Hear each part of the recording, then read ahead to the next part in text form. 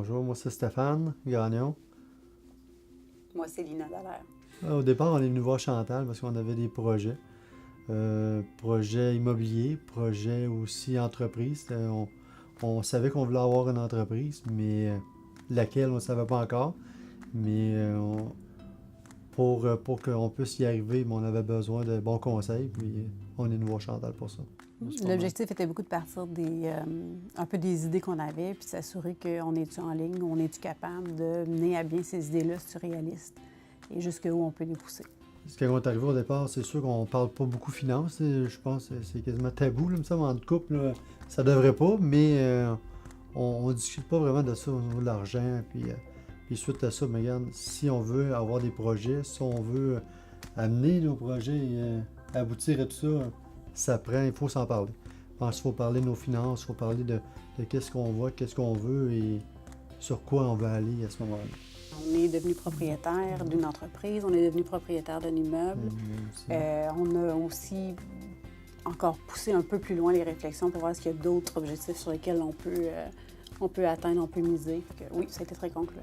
Et Laurence, elle travaille quand même depuis qu'elle a 15 ans. Ça fait quand même plusieurs années qu'elle travaille. Et on ne s'est jamais vraiment mêlé de ses finances. Quoi qu'on peut avoir des doutes, mais on ne s'est jamais vraiment mêlé de ses finances.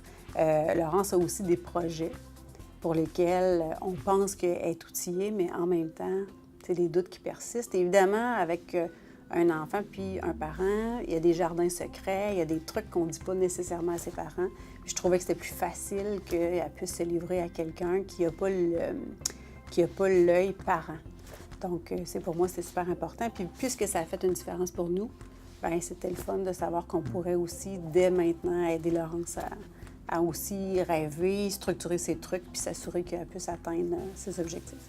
Au niveau des projets, comme on disait tantôt, oui, on peut avoir des sous, on peut avoir accumulé de l'argent, sauf que c'est pas nécessairement ce que tu as besoin.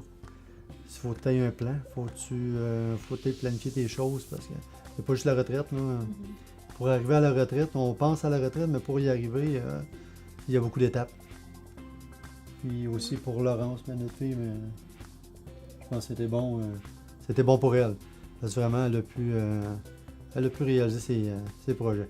Mais en même temps, il y a eu beaucoup plus de réflexion autour de ça parce que c'est comme des choses qu'on pense inaccessibles au départ, puis que dans les conversations, ça peut devenir des objectifs qui sont accessibles. D'un coup, ça crée comme un peu des étincelles ou des rêves ou des ambitions, puis on se dit, OK, peut-être que ça peut être possible. Et moi, je pense que ça, c'est vraiment le fun. Et plus tôt on le fait, bien, moins on a de regrets de ne pas l'avoir fait. Fait que c'est sûr que moi, je pense que plutôt mieux que c'est. Pour un parent, je pense que c'est trouver la façon, peut-être dans toute l'éducation financière, c'est pas évident non plus. Puis, comme je dis, on a comme un rôle limité où on nous laisse entrer de façon limitée là, dans cette zone-là avec nos enfants. Et plus on a d'outils nous-mêmes à titre de parents et nos enfants, bien, plus vite ça peut faire une différence, je pense.